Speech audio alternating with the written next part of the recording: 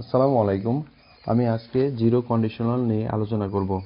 The zero conditional is used to make statements about the real world and often refers to general truths, such as scientific facts.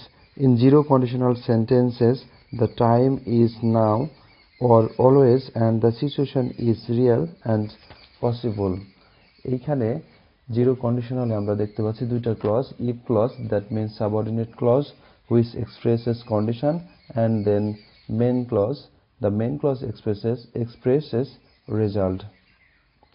if plus simple present যদি থাকে তাহলে zero conditional আমরা সমাপ্তি করব simple present দিয়েই।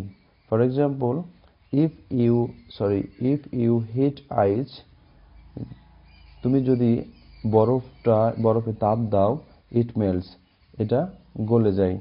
তাহলে এখানে if you hit আইস, এটা ইফ প্লাস সিম্পল প্রেজেন্ট ছিল এবং এর উত্তরে যেটা আসছে রেজাল্ট যেটা, সেটা হচ্ছে সিম্পল প্রেজেন্টেই।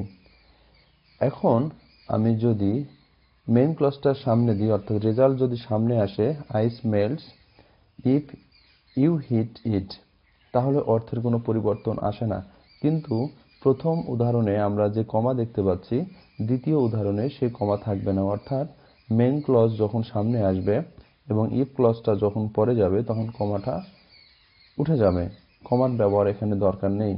আবার জিরো কন্ডিশনাল সেন্টেন্সে ইফ এর পরিবর্তে যদি আমরা হোয়েন ব্যবহার করি, তারপরেও কোনো অর্থের পরিবর্তন আসে না। For example, when you heat ice, it melts. Thank you very much for watching the video.